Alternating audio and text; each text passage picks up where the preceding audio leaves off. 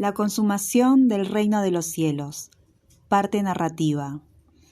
En esta última sección narrativa, Mateo relata el viaje del Señor a Jerusalén y lo que sucedió en la ciudad santa desde su entrada triunfal en ella hasta el momento de su pasión.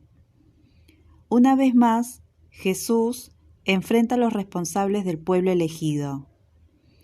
En 3 parábolas, entre las que se destaca la de los viñadores homicidas.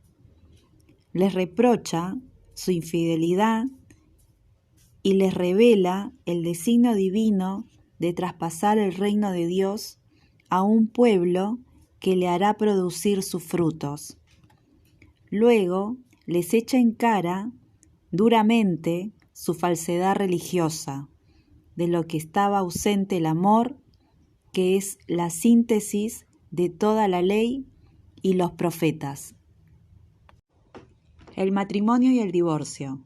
Mateo, capítulo 19, versículo 1 hasta el versículo 9.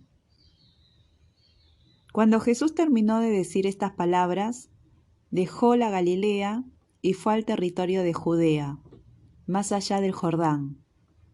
Lo siguió una gran multitud, y allí curó a los enfermos. Se acercaron a él algunos fariseos, y para ponerlo a prueba, le dijeron: ¿Es lícito al hombre divorciarse de su mujer por cualquier motivo? Él respondió: ¿No han leído ustedes que el Creador, desde el principio, los hizo varón y mujer, y que dijo: por eso el hombre dejará a su padre y a su madre para unirse a su mujer, y los dos no serán sino una sola carne? De manera que ya no son dos, sino una sola carne. Que el hombre no separe lo que Dios ha unido. Le replicaron: entonces, ¿por qué Moisés prescribió entregar una declaración de divorcios cuando uno se separa? Él les dijo: Moisés les permitió divorciarse de su mujer debido a la dureza del corazón de ustedes, pero al principio no era así. Por lo tanto, yo les digo, el que se divorcia de su mujer, a no ser en caso de unión ilegal, y se casa con otra, comete adulterio. La continencia voluntaria. Mateo, capítulo 19, versículo 10 hasta el versículo 12. Los discípulos le dijeron: si esta es la situación del hombre con respecto a su mujer, no conviene casarse. Y él le respondió: no todos entienden este lenguaje, sino solo aquellos a quienes se les ha concedido. En efecto, algunos no se casan, porque nacieron impotentes del seno de su madre, hombres. Y hay otros que decidieron no casarse a causa del reino de los cielos. El que pueda entender, que entienda. Jesús y los niños. Mateo, capítulo 19, versículo 13. Le trajeron entonces a unos niños para que les impusiera las manos y orara sobre ellos. Los discípulos los reprendieron, pero Jesús les dijo: dejen a los niños y no les impidan que vengan a mí, porque el reino de los cielos pertenece a los que son como ellos. Y después de haberles impuesto las manos, se fue de allí. El joven rico. Mateo, capítulo 19, versículo 16 hasta el versículo 22.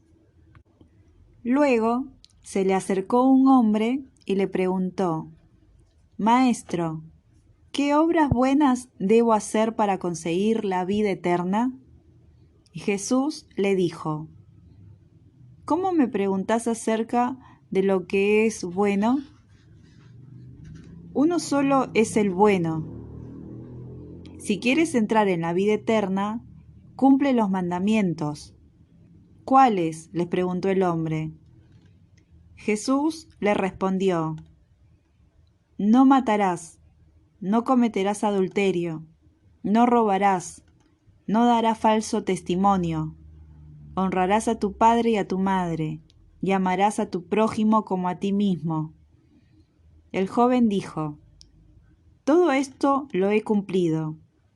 ¿Qué me queda por hacer? Si quieres ser perfecto, le dijo Jesús, ve, vende todo lo que tienes y dalo a los pobres. Así tendrás un tesoro en el cielo. Después ven y sígueme. Al oír estas palabras, el joven se retiró entristecido, porque poseía muchos bienes. El peligro de las riquezas. Mateo capítulo 19, versículo 23 hasta el versículo 26. Jesús dijo entonces a sus discípulos: les aseguro que difícilmente un rico entrará en el reino de los cielos. Sí, les repito, es más fácil que un camello pase por el ojo de una aguja que un rico entre en el reino de los cielos. Los discípulos quedaron muy sorprendidos al oír esto y dijeron: entonces, ¿quién podrá salvarse?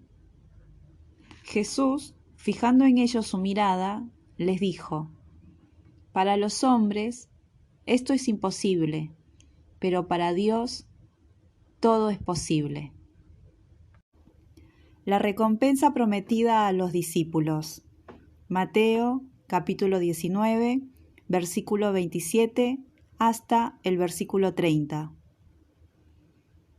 Pedro, tomando la palabra, dijo: tú sabes que nosotros lo hemos dejado todo y te hemos seguido.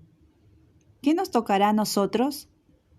Jesús les respondió: les aseguro que en la regeneración del mundo, cuando el Hijo del Hombre se siente en su trono de gloria, ustedes, que me han seguido, también se sentarán en 12 tronos para juzgar a las 12 tribus de Israel. Y el que a causa de mi nombre deje casa, hermanos o hermanas, padre, madre, hijos o campos, recibirá 100 veces más y obtendrá como herencia la vida eterna. Muchos de los primeros serán los últimos, y muchos de los últimos serán los primeros.